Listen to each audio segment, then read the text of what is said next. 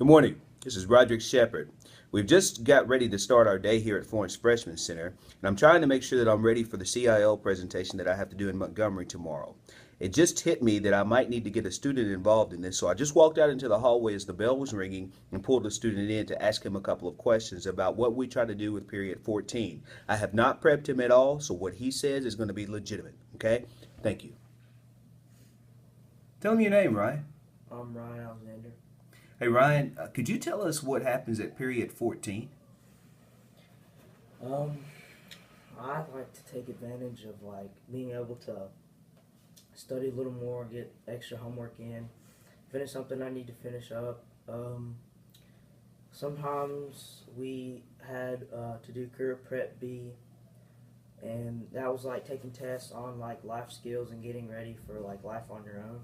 Okay. Could you tell us about the green folders and what happens when we look at the green folders in period 14? That is our data on how we've been doing in our freshman career. Our grades from the first 9 weeks, second 9 weeks each semester, and we take a look at our scores on Global Scholars and compare them and just see where we need to be. Has that caused you to be more conscientious and more aware of where you are? For me, yeah, personally it has, yeah. Do you see how it could help you or it has? Okay, so how does, when you look at your data, how does that change your attitude toward how you take the performance series test? Like when you take it in the spring, are you going to have a little bit more of a different attitude, or? I feel like I have to try a lot harder than I have been. And how do you know that? Just looking at these scores. Talk to me just a little bit about your scores. I had pretty okay scores from the fall tests, but the most recent ones, it went down quite a bit. So. And do you think, what does that tell you, like when you say, okay, what have I learned from this, then what would possibly be something you've learned? Probably not to rush through the test like I did last time, but just to try a little bit harder, I guess. What was your reading? How far off were you from your target, or how far are you off? Let me find the sheet. Okay, for reading, I lost 91 points, and my target goal was supposed to be 3,452. So yeah, I was really off from that. Overall, though, you're a high achiever because of that score. Now think about this: if this winter testing is purely diagnostic, you know that, right? This winter testing means nothing. What happens is the spring. So how are you going to go into your spring testing? Just I've been saying just try a little bit harder than I have been. Think a little bit more, I guess.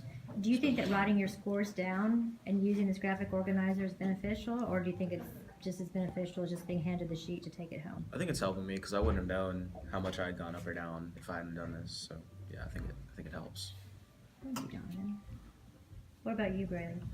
I feel the same way. I don't think especially in reading, because my reading score went down. I was supposed to go up 52 points, but I went down 25. I do feel like I probably should not have rushed through that because I do that a lot with reading because I don't like to read all the long paragraphs and stuff. But I mean, I have to do that to get the points that I need. Thank you. What are you going to do to improve your reading score? Definitely go through and actually read the articles and paragraphs and not have to rush through it and just guess on those questions. What do you all think about the growth target? Because your growth target is individual for you specifically and not just a bar for everybody to reach. How does that make you feel when you look at your target, your specific target, and know that it's different from everyone else's? I think that's good because not everyone has the same amount of ability in certain subjects. Some people might be better at reading than they are at math, so they need a different score than someone who's better in math. Do you agree, Donovan? Yeah, pretty much the same thing that she said. Thank you so much. Mr. Winston, thank you so much for taking time out of your schedule. This is your planning period to meet with me today and answer these questions. What I'd like to know is, could you tell us about what period 14 is at Florence Freshman Center and the data meeting that you all conduct with the students and what that is? Yes, sir.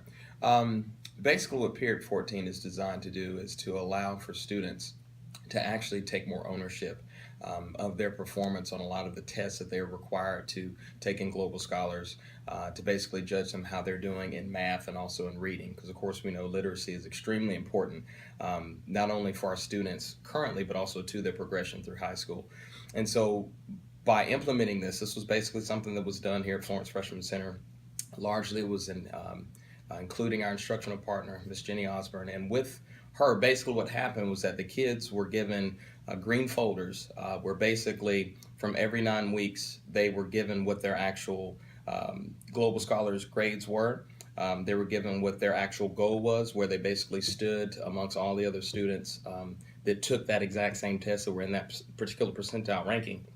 And what happened was the students then had a realistic goal that they knew they needed to meet. And so as time went on from the first 9 weeks to the second 9 weeks, and then now we're in the third 9 weeks, we've kept up with that. We've met with the students periodically so that they could go back and review where they were as opposed to where they currently are. And then for those students that actually met those goals, of course, they were then put in a position where they could be rewarded. And one of the things that was really rewarding for me being a teacher was the fact that I actually saw and heard students verbalize, wow, this actually really makes a lot of sense to me, and I see how I've actually progressed. And I heard students actually say, this really makes me feel good that I can see that this was the goal that I needed to make. It was a realistic goal, and I met that goal. And so it allowed for them to actually take true ownership of their progress based on those Global Scholars tests. Thank you for your time, sir. Yes, sir. In an attempt to reward students who did well on the Performance Series test in the winter offering, we basically had an Incredible Day at the Freshman Center. This is what the Incredible Day looked like, and the students who didn't go to Incredible Day had to do remedial work in the classroom. This is what that looked like. 75. So we'll say that's X. All right, or yeah, we'll say that's X. X equals 75. Okay. And it was used to harvest pearls. And it taught more about harvesting pearls. So if you were not paying close attention, you missed that part about it being used in the Civil War. That's why you have to read carefully. In the previous picture, you had Mrs. West, an English teacher, teaching math, and you had Mr. Bailey, a math teacher, teaching English. This is a picture of a student who didn't want to do the remedial work in the classroom and got sent to the office.